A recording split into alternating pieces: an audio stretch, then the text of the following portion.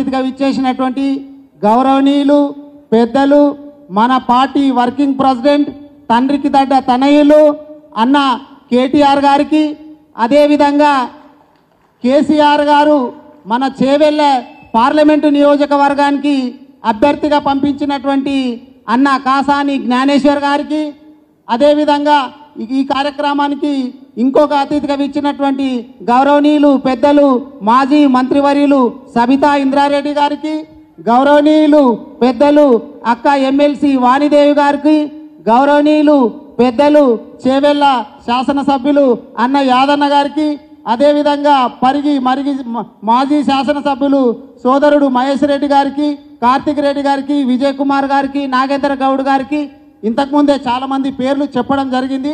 దయచేసి ఎవరి పేర్లన్నా చెప్పకపోతే అన్యత భావించొద్దు. మన రామన్న మాటలో చెప్పాలంటే లోపలనే తిట్టుకోవాలి, బయటికి తిట్టొద్దని చెప్పి కోరుకుంటూ, వేదిక ముందున్నటువంటి మా అన్నదమ్ములకు పత్రికా మిత్రులకు అందరికీ పేరు పేరున నమస్కారాలు, ధన్యవాదాలు తెలియజేస్తా ఉన్నాను. చాలా సమయం అయింది, చాలామందికి మాట్లాడేటటువంటి సత్తువ ఉంది, కానీ ఎక్కువ సమయం అయింది.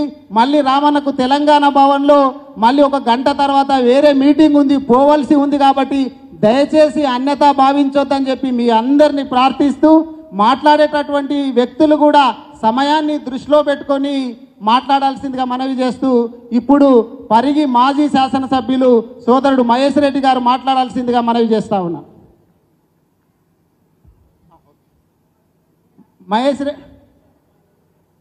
మహేష్ రెడ్డి గారు మాట్లాడే ముందు కార్తిక్ రెడ్డి గారు మాట్లాడాల్సిందిగా మనం. జై తెలంగాణ. ఎందుకు సప్పగున్నది ఈరోజు? భోజనం తిందాం గంటన్నరలా, మామూలు వికారాబాద్లో ఇంత మెత్తగుండు నడవది. జై తెలంగాణ. చాలా రోజుల తర్వాత మీ అందరిని ఇట్లా కలుసుకునే అవకాశం దక్కింది. ఈ అవకాశం కల్పించినటువంటి మన ప్రాంత మాజీ శాసనసభ్యులు ఆనంద్ గారికి, ఈ యొక్క కార్యక్రమం ముఖ్య అతిథులుగా తెలంగాణ రాష్ట్రంలో టీఆర్ఎస్ పార్టీ ఎందుకు ఉండాలా, కేసీఆర్ నాయకత్వం ఎందుకు ఉండాలా, చేవెళ్ళ పార్లమెంట్లో ముఖ్యంగా వికారాబాద్ ప్రాంతంలో కేసీఆర్ నాయకత్వంలో ఏం జరిగింది, కేసీఆర్ నాయకత్వంలో ఏం జరగబోతుందని మనందరికీ దిశానిర్దేశం చేయడానికి వచ్చిన పెద్దలు రామన్న గారికి, మన ప్రాంతానికి బాగా సుపరిచితుడు, మనం చాలా రోజుల నుంచి జ్ఞానేశ్వర్ అన్నను మనం చిన్నప్పటి నుంచి ఇక్కడ చూసుకుంటూ వచ్చినాం. పెద్దలు జ్ఞానేశ్వర్ అన్నకు, అమ్మగారికి సబితా ఇంద్రారెడ్డి గారికి, మాజీ శాసనసభ్యులు మహేష్ అన్న గారికి, మా చేవెళ్ళ శాసనసభ్యులు యాదన్నకు, వికారాబాద్ నియోజకవర్గం సంబంధించిన పెద్దలు చిన్నలు బీఆర్ఎస్ పార్టీ కార్యకర్తలందరికీ కూడా పేరు పేరున నమస్కారాలు తెలియజేస్తూ, ఒక విషయం క్లుప్తంగా చెప్పి, నేను పెద్దలు చాలామంది ఉన్నారు మాట్లాడడానికి, వాళ్ళకి ఇచ్చే ప్రయత్నం చేస్తా, మైక్ ఇచ్చేస్తా. కాంగ్రెస్ పార్టీ ఎన్నికలకు వచ్చినప్పుడు మన నియోజకవర్గంలోనే రేవంత్ రెడ్డి గారు 2-3 సార్లు వచ్చి కాంగ్రెస్ పార్టీ అధికారంలోకి వస్తే ఏమవుతుంది, కాంగ్రెస్ పార్టీ అధికారంలోకి వచ్చిన తర్వాత ఏం చేస్తామని చాలా విషయాలు చెప్పిపోయింది. 6 గ్యారెంటీలు అని చెప్పి 6 నెలలు తిరగకముందే తెలంగాణ ప్రాంతంలో, ముఖ్యంగా మన వికారాబాద్ ప్రాంతంలో 3 చెరువుల నీళ్లు దాపుతున్నవంటి ఈ 3 నెలల కాంగ్రెస్ పార్టీ పరిపాలన ఒకసారి మనమందరూ కూడా ఆలోచన చేసుకోవాలి, నెమరు వేసుకోవాల్సిన పరిస్థితి ఉన్నది.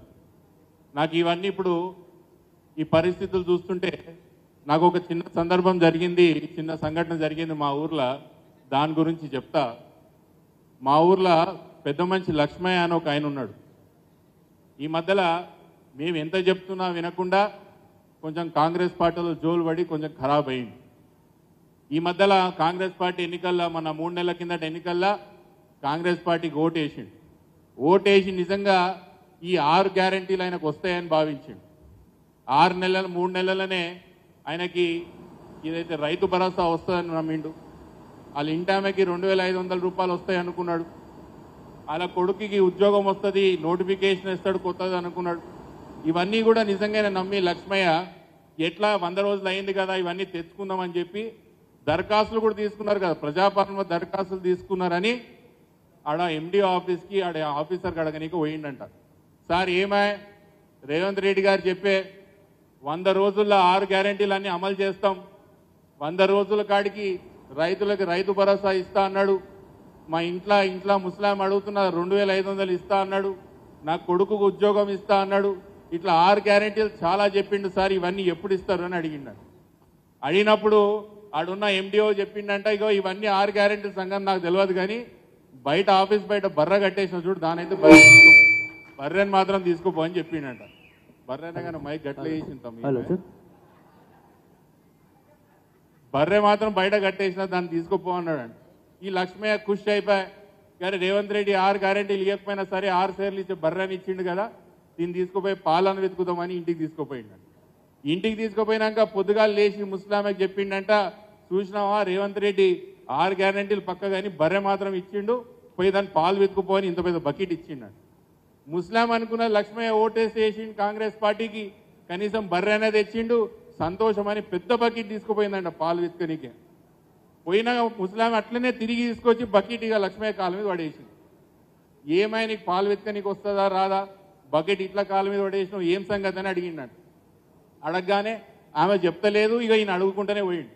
కోపానికి వచ్చి నీకు వస్తుందా నేను వెతుకనీకి పోవాలని అడిగితే ఆ ముస్లాం అన్నదంట, చూసి ప్రపంచంలో ఏడన్నా దున్నపోతుకు పాలు వెళ్తాయని అడిగిందంట. ఇట్లా తెలంగాణ రాష్ట్రంలో మనం అందరము దున్నపోతుకు గడ్డేసి పాలు వెతకాలని చూస్తున్నాం. వస్తాయా పాలు? గడ్డి ఎవరికి వేయాలి? ఆవుకో బర్రెకో వేయాలి. ఆవు లాంటి కేసీఆర్ని పక్కలు పెట్టి ఎవరిని తెచ్చుకున్నాం? మనం తెచ్చుకున్నాం కదా. దున్నపోతు దేనికి మనకు వస్తుంది? ఊరడమ్మ జాతరలా. ఇప్పుడు ఊరడమ్మ జాతర వచ్చింది, మనం తప్పు చేసినాం, ఇప్పుడన్నా గట్లా చేయకుండ్రి. వికారాబాద్ ప్రాంతానికి చాలా చేసిండు కేసీఆర్. ఎప్పటికో చిరకాల వాంక్ష ఉండే మన వికారాబాద్ జిల్లా కేంద్రం అనేది, ఇది ఇప్పటికి వచ్చినది కాబట్టి ఇట్లాంటి చాలా విషయాలు ఉన్నాయి. తెలంగాణ ప్రాంతంలో కూడా వికారాబాద్ ప్రాంతంలో మేధావులు యువకులు చాలా మంది ఉన్నారు. ఏ పార్టీ ఎవరి కోసం ఎప్పుడు పనిచేస్తుందని ఒక్కసారి ఆలోచన చేయండి.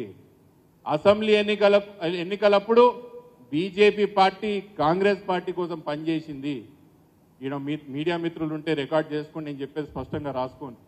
అసెంబ్లీ ఎన్నికలప్పుడు బీజేపీ పార్టీ కాంగ్రెస్ పార్టీ కోసం పనిచేసింది. అంతో ఇంతో పనిచేస్తున్న బండి సంజయ్ను పక్కన తీస్తే బీజేపీ పార్టీ ఖతమవుతుంది, కేసీఆర్ వ్యతిరేక ఓటు కాంగ్రెస్ పార్టీకి పోవాలని ఆ రోజు నరేంద్ర మోదీ ఆలోచన చేస్తే, ఈరోజు ఎన్నికల తర్వాత కాంగ్రెస్ పార్టీని అధికారంలో తీసుకొచ్చింది కాబట్టి బీజేపీ నరేంద్ర మోదీ, రేవంత్ రెడ్డి అదే ఒక మళ్ళీ ఆయన నరేంద్ర మోడీకి ఎట్లో అట్లా దాన్ని రుణపడి ఉన్నాడు కాబట్టి తీర్చుకోవాలని తెలంగాణ ప్రాంతంలో బీఆర్ఎస్ పార్టీని కథం పెడితే బీజేపీ పార్టీకి దర్వాజాలు తెలిసింది ఈరోజు రేవంత్ రెడ్డి అనే విషయం బాగా యాద పెట్టుకోండి అని చెప్తున్నా. 2 నెలల్లో మీరు అందరు చూస్తారు తెలంగాణ రాష్ట్రంలో ఎవరెవరి కోసం పనిచేస్తారు అనే విషయం మీ అందరికీ తెలుస్తుంది. ఇక్కడ బాగా మేధావులు యువకులు చాలా మంది ఉంటారు. ఈ విషయాలు చాలా జాగ్రత్తగా ఆలోచన చేసుకోవాలా. రామన్న కూడా చాలా విషయాలు చెప్తాడు. కాసాని జ్ఞానేశ్వర్ గారు మన కొత్తోళ్ళు ఏం కాదు, చాలా పాతోళ్ళు. ఈ చుట్టుపక్కల వికారాబాద్ మండలంలో ముఖ్యంగా దారూర్ ప్రాంతంలో మరిపల్లా చాలా ఊర్లలో జ్ఞానేశ్వర్ అన్నని యాద పెట్టుకుంటారు, చాలా మంది గుర్తు చేస్తుంటారు. కాబట్టి మనం అందరం కూడా జ్ఞానేశ్వర్ అన్నకి మనవడు కాబట్టి మనకు ఓట్లు వేయండి. ఈరోజు రంజిత్ రెడ్డి గారి విషయం చాలా మంది చెప్పారు. ఎందుకు పోయిండు తెలుసా? ఎందుకు పోయిండంటే ఈడ ఉన్నోళ్ళు ఎవ్వరితోనే సాత కాదంట, మన ఎవ్వరి దగ్గర ఓట్లు లేవంట. మనందరితో కూడా ఇట్లా బేకారుగా అలాగా తీసి పక్కన పెట్టి, ఇగో మీతో ఓట్లు వేసుడు కాదు, కాంగ్రెస్ పార్టీ వాళ్ళు మనకన్నా చాలా పీకుడు ఓట్లు వేపిస్తారని చెప్పి మనం కాదని చెప్పి అవతల పార్టీకి పోయి పోటీ చేస్తున్నాడు. మనకు కూడా రోషం ఉండాలి, మనకు కూడా రోషం ఉండాలంటున్నా నేను. మనల్ని ఎవడన్నా మూతి మీద గుద్ది నీతో చేత కాదంటే ఏం చేస్తాం? మనం బుద్ధి చూపిస్తామా లేదా? ఇగో ఆయన మనతో కాదని అంటున్నాడు.